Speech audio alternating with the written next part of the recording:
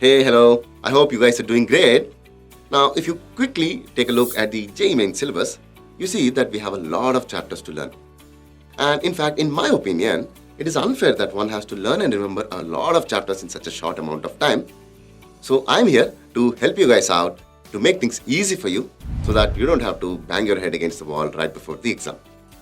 So let's start with a simple and an interesting topic in mathematics, which doesn't require us to know anything new, but it just relies on what we already know, the concept of imaginary and complex numbers.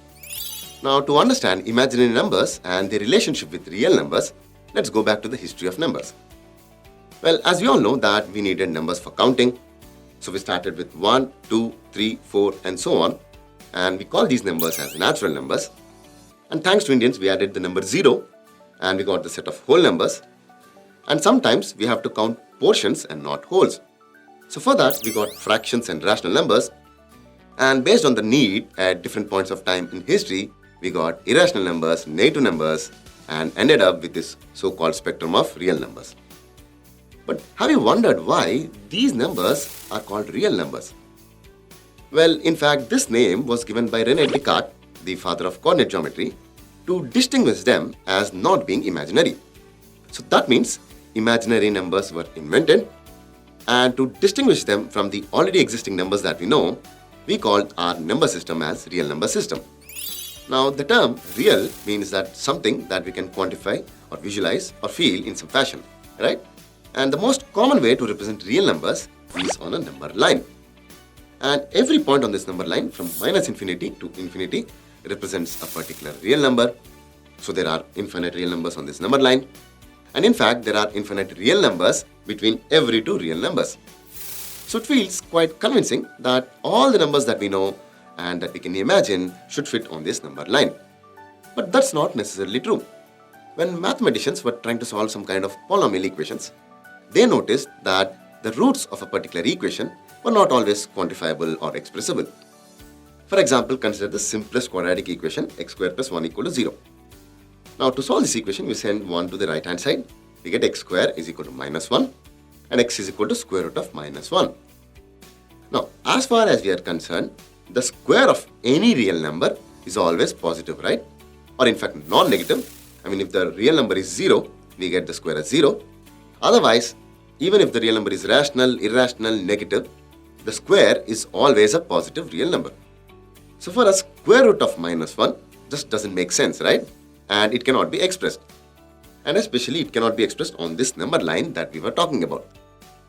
So how do we express, or what do we call these numbers? So for convenience, just because we have to find the roots of a particular equation, mathematicians started calling such numbers as imaginary numbers. So it should be obvious that the square root of any negative real number is always imaginary and cannot be expressed on this number line. Now, to understand the range of imaginary numbers, or to understand how huge this so-called set of imaginary numbers is, and also for the sake of convenience, mathematicians have agreed on a fundamental imaginary number, which is almost like a basic building block for imaginary numbers, which is square root of minus 1. Now, this square root of minus 1 is denoted by the Greek letter iota, represented by the letter I. So, I is equal to square root of minus 1. This is the most fundamental imaginary number. And if you multiply this number I with any real number, you get another imaginary number. Right? For example, if you have 6 into I, now I is nothing but square root of minus 1. So 6 into square root of minus 1 is nothing but square root of minus 36, which is a square root of negative real number and hence should be imaginary. So therefore, 4.5i, square root of 5 into I, etc. are all imaginary numbers. Now, there's an important thing to know here. All imaginary numbers have this basic building block I. You cannot find an imaginary number without containing I. So please remember, and I is the most important thing in this whole chapter, and without I, you won't study this chapter at all. Now let's do something fun.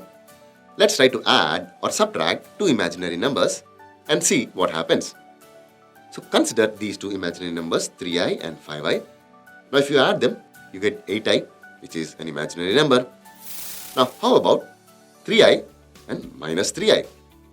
Now if you add them, you get 0, which is a real number. But for convenience, let us assume for now that 0 is both real and imaginary. So we'll assume here that 0 is an imaginary number, and the sum of these two imaginary numbers is also an imaginary number. And you'll notice that the sum of every two imaginary numbers is always an imaginary number. But what about the product? Let's take the same two numbers, 3i and minus 3i, and let's multiply them now. So we get minus 9i square.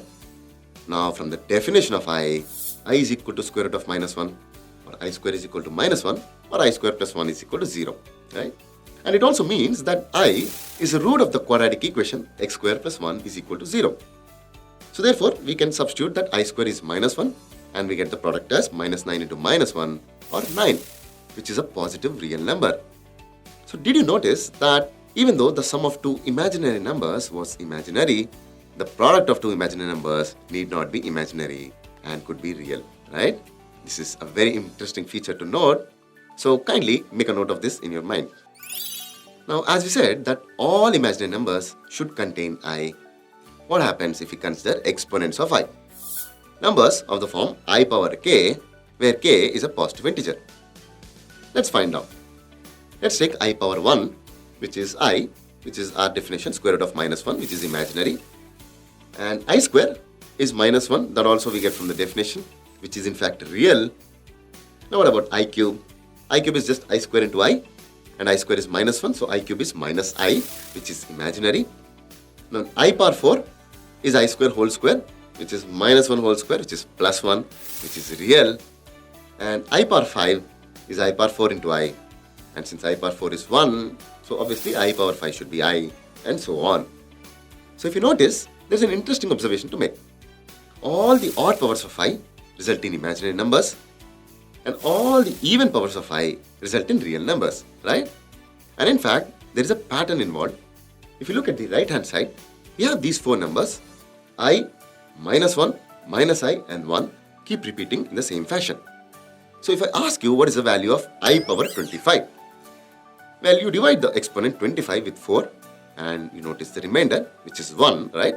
So you just take the first number in this set which is repeated, which is I. So therefore, I power 25 is equal to I. And similarly, if you consider I power 76, let's divide 76 by 4. Obviously, the remainder is 0. So it should be the last number in the set that is repeated, that is 1. So I power 76 is the same as I power 4, which is 1. Now that we have seen about positive exponents of I, what happens if we take I power minus 1 or 1 by I? Well, we can multiply both the numerator and denominator here with the same number I, so the value doesn't change. So we have I by I square, and we know I square is minus 1, so it's I by minus 1 or minus I. So that means 1 by I is equal to minus I, or minus 1 by I is equal to I.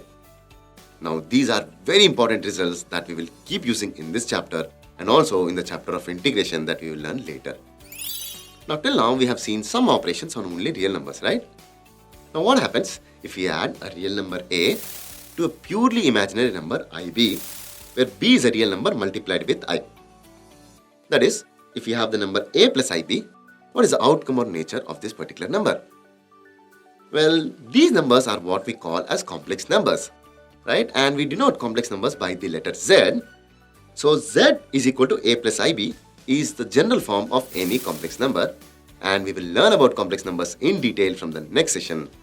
So for now, let's sign off and quickly summarize our learnings. Imaginary numbers are those numbers that are not real. The fundamental imaginary number is I, and its value is square root of minus 1. Hence, I square is equal to minus 1, and I is a solution to the quadratic equation x square plus 1 is equal to 0. The sum of two purely imaginary numbers is imaginary, but the product need not be. Complex numbers are a union of both real numbers and imaginary numbers, and they are defined as Z is equal to A plus IB, where A and B are both real numbers and Z is a complex number.